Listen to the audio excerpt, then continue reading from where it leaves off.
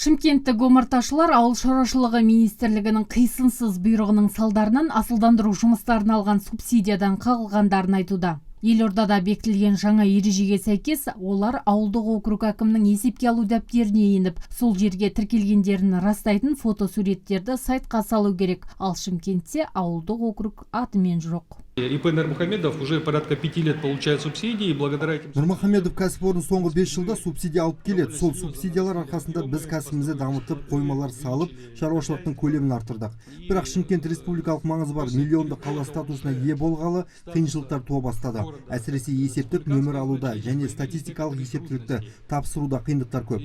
Үкімет белгілеген ережеде аралар қалаларда емес, ауылдарда бапталуы тиіс. Алайда Шымкентте бірнеше омарташылықпен айналысатын шаруа қожалығы тіркелген. Шымкент қаласының әкімдігі де бала араларымен жұмыс жүргізу үшін биыл жергілікті бюджеттен 100 миллион теңге бөліпті. Алайда ол қаржыға қазір қол жеткізу мүмкін болмай тұр. Біз бұл жылдың басында осы балалар шаруашылықтары қалада жақсы дамып келе жатқаннан кейін қаржы қарастырған болатынбыз.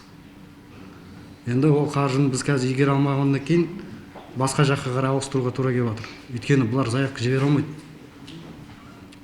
Қала республикалық статусқа алғаннан кейін баяғы ауылдық әкімдіктер беретін сельхозкнига дейді ғой. Одан үзінді көшірме ала алмайды.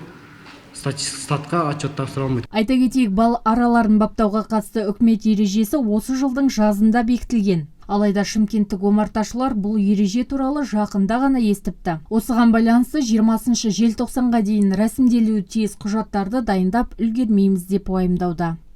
Ботагөз Әбделел, Владимир Соколов, Мәди Жаппарханов, Нарньюз.